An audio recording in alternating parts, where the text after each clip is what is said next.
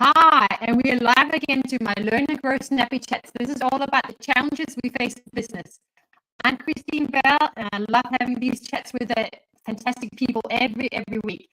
And today I have a wonderful guest. His name is Max. I'm going to tell you a little bit more about him shortly. He's an inspiration for sure, and I'm excited to have him on the show. Just to tell you a little bit about how this was born, I love doing these chats because I've been in business for myself for 9 years, and I have found that it can get quite lonely sometimes. But guess what? We all, most often in small businesses, we go through similar challenges. And if we reach out to each other and we connect with more people who are like-minded and in business too, we don't feel so lonely anymore. And we can actually work together, collaborate, and build together. And this is what it's all about, learning and growing together. So Max is amazing. I met him here in Sydney. He is originally from France. He is a co-founder of a startup, technology startup that is going to grow big. They're going to scale this thing. He's also been a managing director before for another startup. So I'll bring him on now and he can tell us a lot more about himself. Thanks Hi, Max, how are you? Thanks a lot for having me, Christine, and hi to everyone who joined the show. Glad to be having a chat today. Wonderful. I love having you on. Can you please share a little bit more about yourself? Sure. So yeah, Max, as you mentioned, I've been in the startup world for some time. My background is in, I have an MBA and I have a background in strategic consulting and private equity across the world in North and Western Africa, Southeast Asia, studied in Singapore, Seoul, Chicago, Paris, worked in startups and managed a few startups from 30 to 300 plus people across Indonesia and Malaysia before coming here to start Upworth here in Australia. And that's we are very excited to be bringing to the Australian public this fintech company, personal finance startup. Wonderful, and you certainly is a global, what do you call him, global trotter. I don't even know what that word is called, but amazing. You have global experience. I just want to give a big shout out before we get into this conversation. That's amazing people here already listening in. Melissa, thank you for being here. Jackie, thank you for being here. And these are people that I met through the House of Business community. Apparently, I forget to say the business part, so I'm going to say it out loud. It's founded by Mike Ashenbrowner. He's here now. Mike, I said it correctly. I said House of Business community. And it's an amazing community of people from around the world. It's mainly America, but we're growing in Australia fast. And it's all small business owners learning and growing together, supporting each other. So thank you guys for being here. Now, Max, thank you so much for being here. You got so much experience in terms of building businesses from the ground, but not just a one-man band show. You build businesses that are meant to scale and go global. And that's a whole nother level in terms of building businesses. So tell me a little bit about your interest in doing this, where your excitement comes from, and what is some of the challenges you face. Yeah, there are a lot. That's a very wide question. I mean, there are a lot to be excited about. Obviously, it's a question of personality and taste as well. Like, what are you excited about? And everyone has their own answer, and there is no right and wrong here. But yeah, definitely, I love to provide value to people, to create new things. The creative process of creating new things and sharing these new things with people, bringing value to people, and creating. I think my excitement come also from making other people excited as well and bringing value into their life. And so that's what I've done across different industries and different countries. But I think the driver is the same. This really about innovation and growth, basically, right? And that's the things I'm the most passionate about. I love it.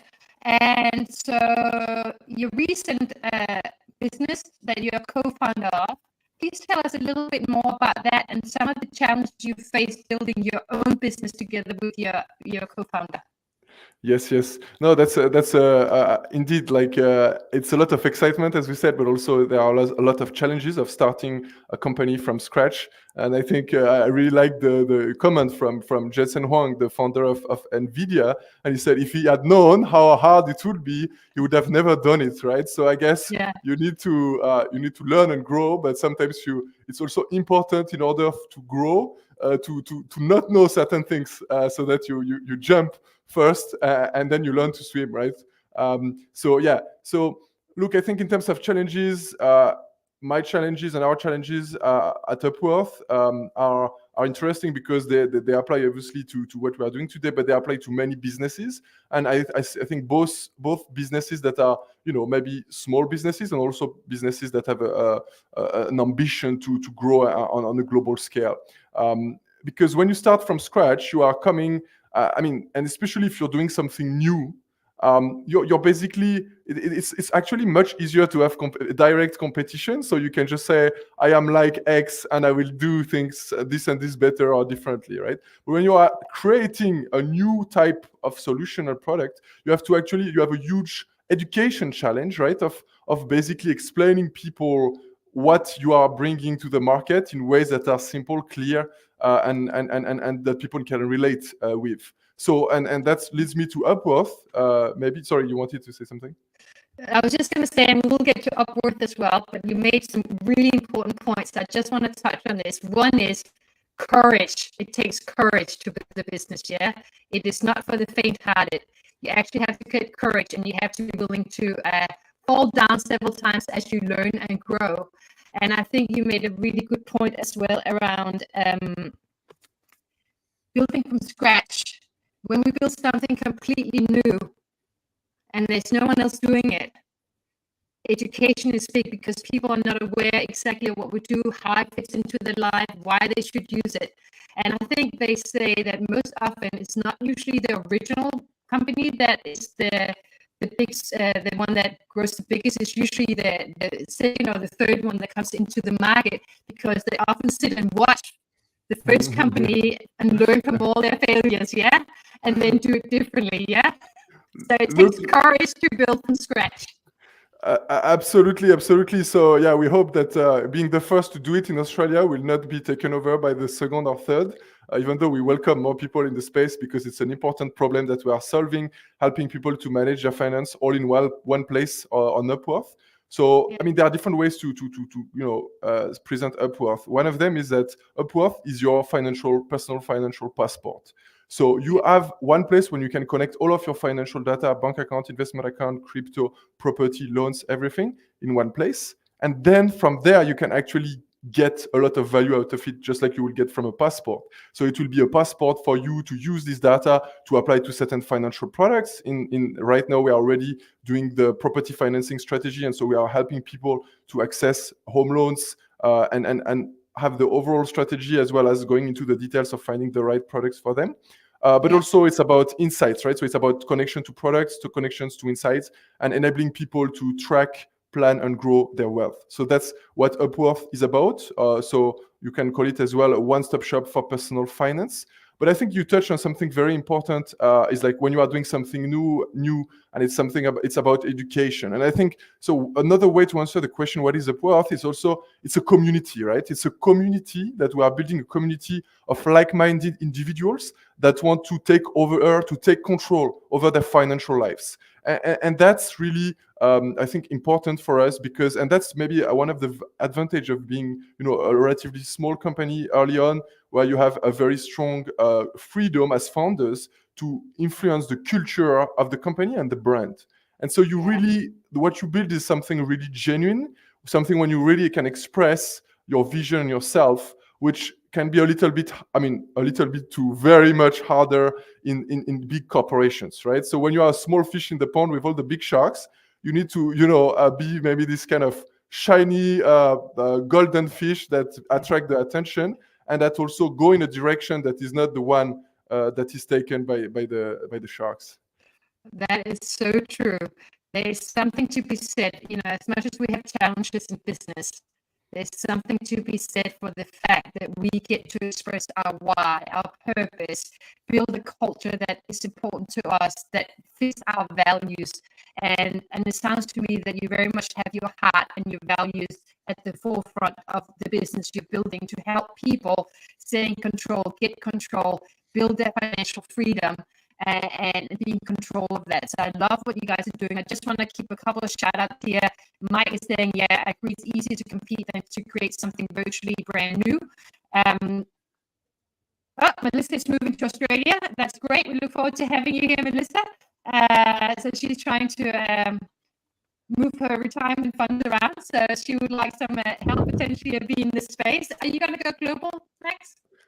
Well, that's the vision, but I think you need to be good at what you're doing. Learn in like so we are Australia based. We are focusing on Australia, and we have a global ambition, absolutely. But I think we there are 26 million Australians to whom we can provide value. So we really start from that, being really good, understanding the market well, providing value in the market, and then when we have like a home base, then we can go further. I love that. And I know you have a lot of experience, even before you started Upworth. You have a lot of experience working in startup space around the world. So when we are looking to build a bigger business and we want investors and we want to go global, what is your advice in terms of how do you go about it? Because you've been in different startups. What's the best way to grow without failing? Because if you grow too fast, sometimes it can be hard to actually do it, because we fail fast potentially too. Look, absolutely, and I think that's a very, absolutely essential point, because indeed, and especially in the previous period that we've seen around COVID, and things went a little bit differently in the venture capital space, investment space, where there were a lot of companies that were planning to, grow at all cost and then raise funds for many years without generating funds from the business. And these days are over, and maybe it's a good thing as well. So that's why for us, we decide. I mean, like if you look at the personal finance space, right? There were players in the past that had grown a lot in terms of user base, but that were unable to monetize, and hence they died. So for us, that's really about how you de-risk this aspect. In order to grow sustainably and globally, you need to first find your own engine to generate revenue, so you can be the master of your fate as a startup. So obviously, and the best way to go and raise with people is to actually not needing these people, being already break even, and actually ask money for growth. And that's really our approach. That's why our personal finance platform is free. And so we are really, building a great platform for everyone to use for free. And we monetize on the financial product intermediation. So as mortgage brokers, we help people, and we get paid by the lenders when we settle their loans. And this money is reinvesting to build a better platform. And so that helps us to grow in a way that's sustainable, and then get into conversation from a solid position with investors. So what I'm hearing, and this makes a lot of sense, so just correct me if I'm wrong, is regardless of we're a small business or big business, the first thing is to identify one product, one way to make money, so we actually get money in as soon as possible. And that way you stabilize, you may not make as much as you would like to in the future, but at least you're in business, you're making money, you're breaking even, hopefully making some money too. And then what you're saying is at that point, we can then start adding more in products and also potentially bring in investors, because you are in a better position. Because especially if you want investors, if they come in too early, they will take all of your company. You make it faster growth, but they will own most of your company. And usually that means as a founder, as I've seen, correct me if I'm wrong, a lot of founders get kicked out. Yeah. that can happen. That can happen. And just to clarify on that, I mean, that doesn't mean that we are against having external investors. And actually, we raised 1 million AUD last year for Upworth in pre-seed, to precisely being able to build this initial product and strategy. So external funding is important, especially if you want to grow a business. But it needs to be done in your terms, in the right terms, and at the right moment.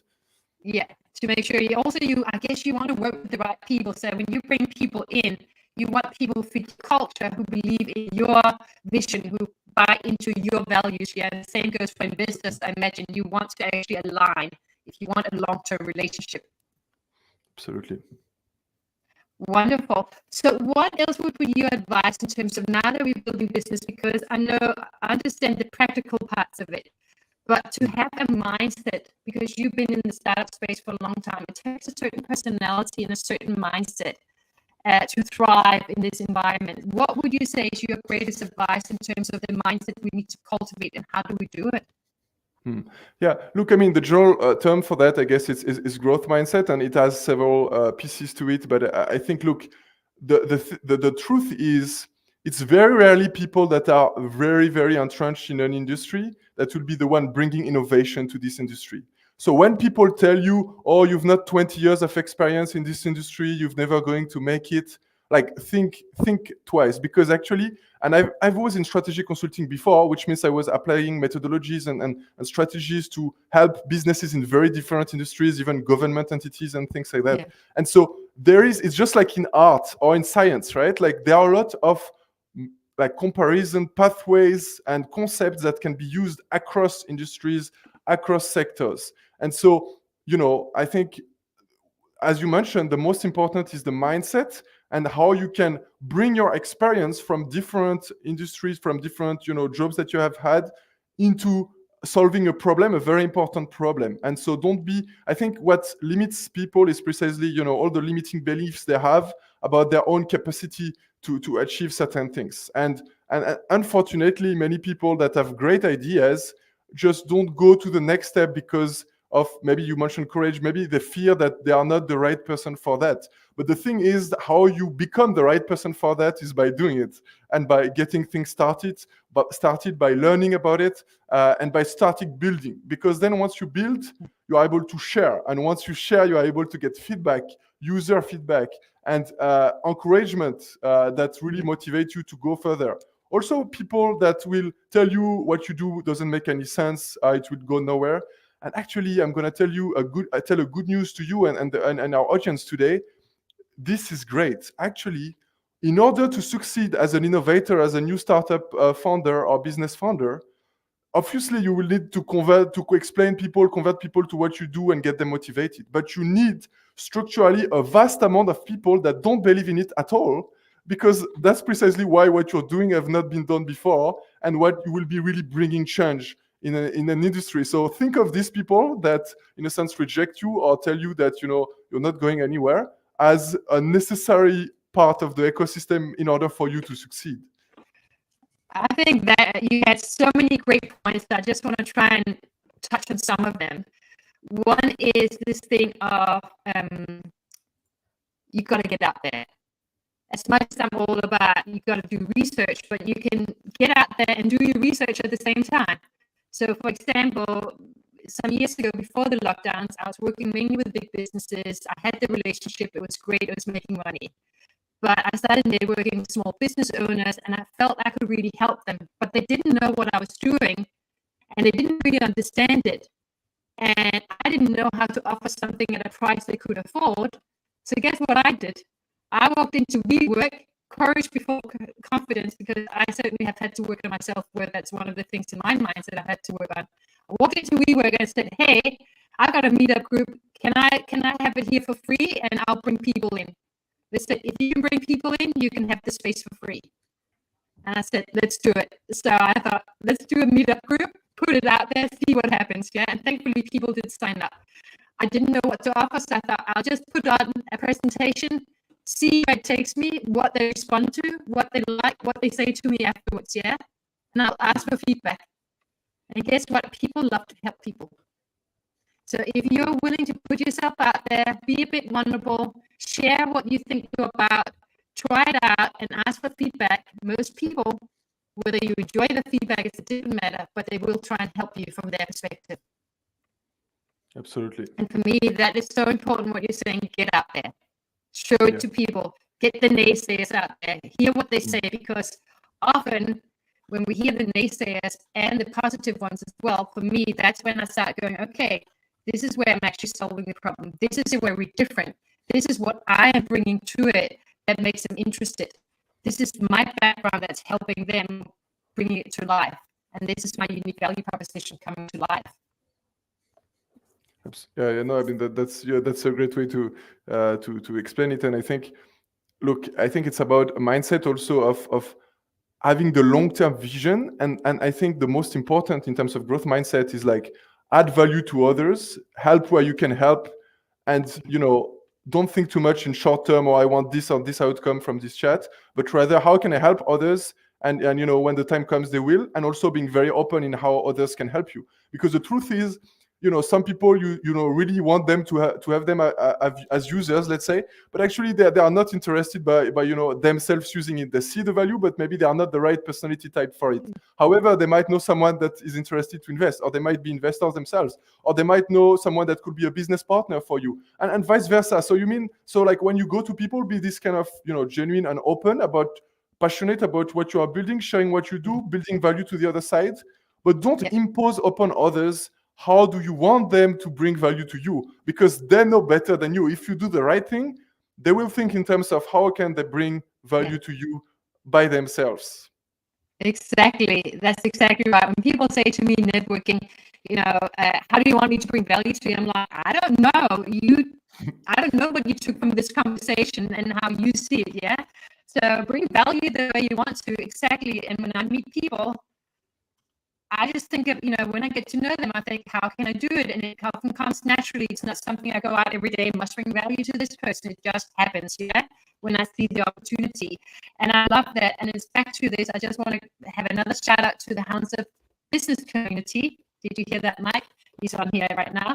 And the fact is what you just say, we help each other to grow, ask for feedback, help others, add value where you can. And sometimes, for me, that has looked like adding value where I didn't necessarily get cash or money back from it, but I got something else in response to it, which helped me grow my business, helped me get out there, helped me build my reputation. And that is very, very valuable at the beginning of building a business. This open-mindedness that's really opening doors, and you get stuck if you stay in this mindset of immediate. And some people are like that, but hopefully they can change. But it's like, what is my immediate reward today? How much are you going to pay me cash today? And so this is actually what they don't see, is that is closing so many doors to them that would be happy to open themselves. So I think that's definitely a mindset shift that really changes everything.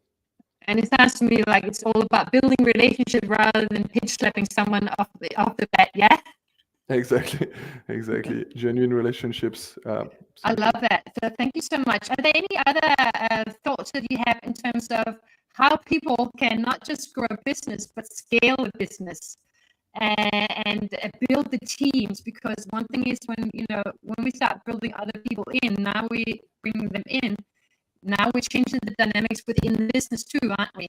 And suddenly we have more responsibilities, and we now have to let go of some of our attachment to being in control. Yeah, no, absolutely. And I think that's a very important point. And I've had experience in different companies scaling businesses and scaling teams.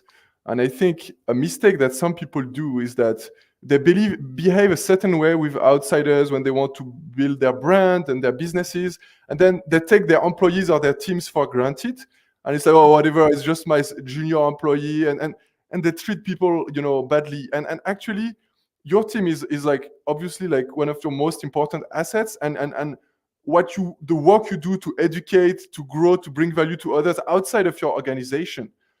Do it as much, if not even more, within your organization. Nurture people, coach people, mentor them, bring value to them, and then they will get basically. I mean, it's passion and help is contagious, and people feel grateful for the support they're getting and even more motivated to build. So from a team perspective, I think, you make them part of it. Exactly. Because the one single most important mindset that you want to have in people, in your team, especially in startup, is a sense of ownership, right?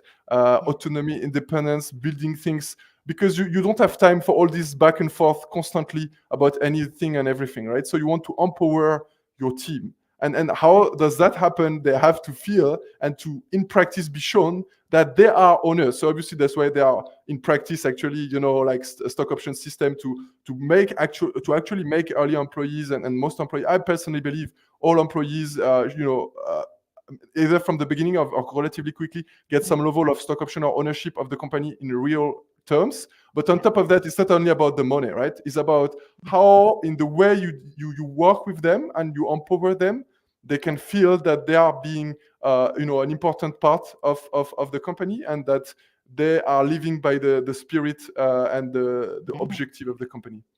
Which will also make them stay even when they're working long hours, because you do work long hours in a startup because there isn't the resources normally yet.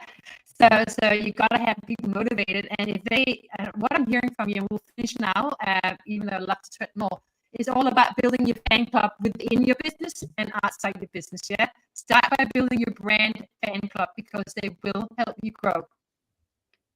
Absolutely, that's all about community and how you and that's how you scale, because scaling, I mean, virality scaling, right, is like, if all the energy and the power is coming from you, you're never gonna scale, right? So it's like how you transfer this energy to others, who themselves transfer this energy to beyond them, and that's how you achieve virality or scale. Wonderful. And we're going to finish up with you promoting a little bit about yourself and how people can find you. But I just want to say, go in and saying, value people over business and you will succeed more sustainably. Absolutely. Melissa says, yes, makes people our greatest resource. And yeah, they're all agreeing with you, saying, loving this chat and super comfortable what you're doing and what you're creating. So thank you so much for being on today. So how can people reach out to you, and do you have anything that people can, learn more about you and your company? Yeah. Look, I put in practice my my philosophy. So definitely, you have put my LinkedIn. I answer all message I receive on LinkedIn, connection request, and I'm happy to have a chat. Whether it's you're passionate about startup, fintech, personal finance, whether you're in Australia or beyond, I think there are great ways we can learn from each other. I think that's also one of the key lessons of my experience across so many different countries. Is like, you can learn from everyone. It's just a question of asking the right question and having the right mindset in empowering people to share their value with you, and they all have. So I think, very open. You can reach out to me on LinkedIn. You can create a free Upworth account. All the features of the connections are free. It's optimized for the Australian market, but even if you're not in Australia, you can do some manual inputs, and you will not be able to connect as seamlessly all your assets and liabilities, but it's still doable. And I think as human beings, we can all give feedback on this platform. So wherever you are from, feel free to reach out, try the product, and share your ideas. And and some people feel shy, and they're like, oh, I'm not sure it's because of this or that. But I think you are the user, you are the king, you are the queens, the kings. So whatever you say is 100% true about how you perceived and experienced the product. So there is nothing wrong about it at all, whatever you say. So and there's nothing better than insights, customer insights, real insights from people. There's nothing better Absolutely. to help us learn and grow. Coming from Absolutely. a market research and strategy background myself, of course I'm going to say that, but it's true.